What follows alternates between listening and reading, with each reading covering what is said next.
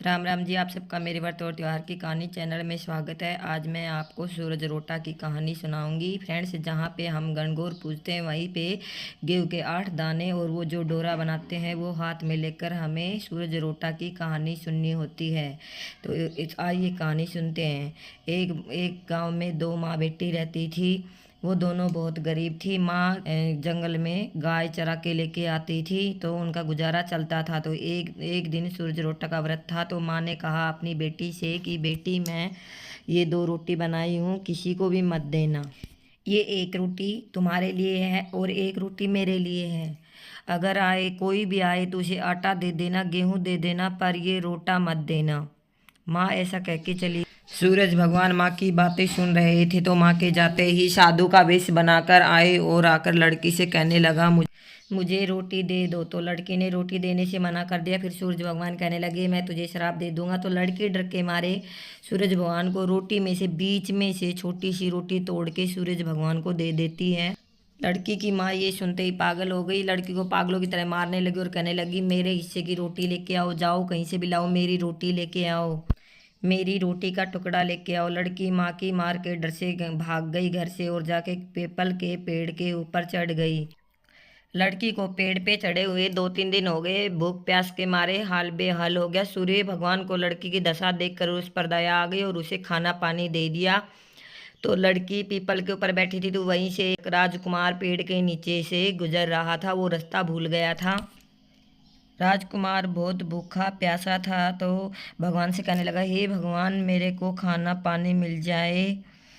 तो लड़की देख रही थी, उसको लड़के पे दया आई। सोची कि ये बहुत भूखा प्यासा है। वो नीचे उतरी और रोटी पानी रख के चली गई। लड़के ने खाना खाया, पानी पिया। उसके बाद उसे ख्याल आता है कि जंगल में कोई तो है जो मुझे खाना पानी दे के गया है। राजकुमार चारों तरफ देखने लगा पर उसे कोई दिखाई नहीं देता है।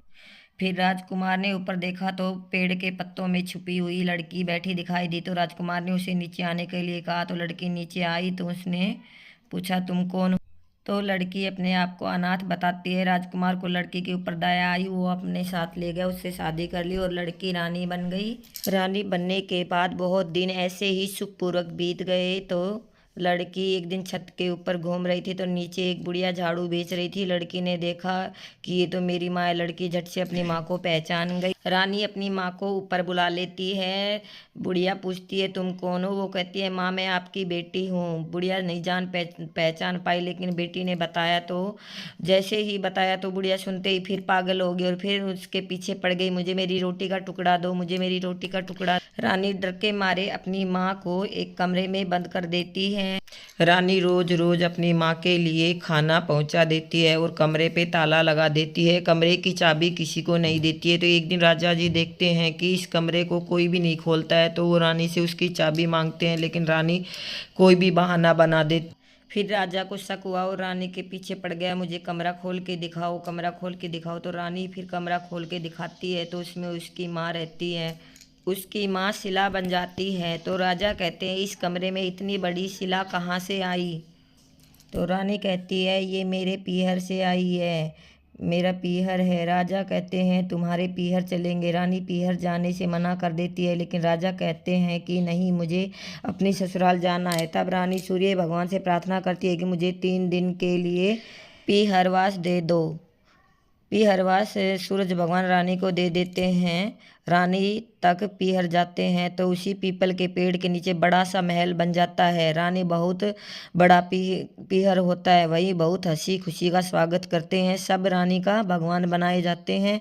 बहुत अच्छी तरह से 2 दिन बीत जाते हैं। तीसरे दिन रानी राजा को वहाँ से चलने के लिए कहती है लेकिन राजा का मन नहीं करता है चलने का। लेकिन रानी हट पकड़ लेती है कि उसे अपने घर जाना है तो राजा भी चल देते हैं। कुछ दूर चलने पर ही घोड़े का चालक बताता है कि मैं घोड़े की जीन वहीं छोड़ आया हूँ। तो राजा और रानी कहते हैं कि यहीं पर तुम जाकर जीन ले आओ। जैसे ही घोड़ा का चालक वहां जाता है तो पीपल के पेड़ के नीचे कुछ भी दिखाई नहीं देता, सिर्फ जंगल ही जंगल और पीपल के पेड़ के ऊपर जिन टंगी हुई मिलती है। घोड़े का चालक बहुत घबराया हुआ राजा रानी के पास आया और सारी बात बताता है। तब राजा पूछते हैं कि रानी ये सब क्या है। तो रानी बात बताती है किस तरह साधु को उन्होंने रोटा का टुकड़ा दे दिया था और किस तरह पेड़ पर आकर बैठ गई थी। ये सब बातें जानने के बाद राजा ने नगर में ढिंढोरी पिटवा दी कि सबको सूरज रोटा की कहानी सुने और सूरज रोटा का व्रत करें, रोटा भी बनाएं और वह व्रती ही खाएं, किसी को भी ना दे, ताकि सभी औरतों को पीहर का सुख मिले और सूर्य भगवान सभी पर अपनी कृपा दृष्टि बनाए रखे। इस तरह से यह व्रत की कहानी पूरी होती है। जिस दिन सूरज का रोटा का उद्यापन होता है उस दिन एक रोटी बनाया जाता है जिसमें एक छेद कर दिया जाता है, उसके ऊपर चुनरी लगाकर सूरज को अर्घ दिया जाता है और कहा जाता है कि सूरज बाबा दिखो। तो आपको बोलना है सूरज दिख्यो सो ही टूट्यो, सूरज दिख्यो सो ही टूट्यो। ऐसे आपको 7 बार बोलना है। वो 7 बार पूछेंगी और आप 7 बार बोलेंगे। ऐसे कहते हुए उद्यापन करना है। और 8 औरतों को जिमाते हैं। उन्हें दक्षिणा में एक साड़ी या ब्लाउज कुछ भी उनको दक्षिणा में दिया जाता है और उसका बायना भी निकाला जाता है। बायना सास को दिया जाता है। उसके ऊपर भी श्रृंगार का सारा सामान रखना होता है। जो उद्यापन में रोटा बनता है सूरज रोटा, वो पूरा खाना होता है, जूठा नहीं छोड़ना होता है। अगर पूरा नहीं खा सके तो रोटा छोटा बनाएं लेकिन जूठा न छोड़ें।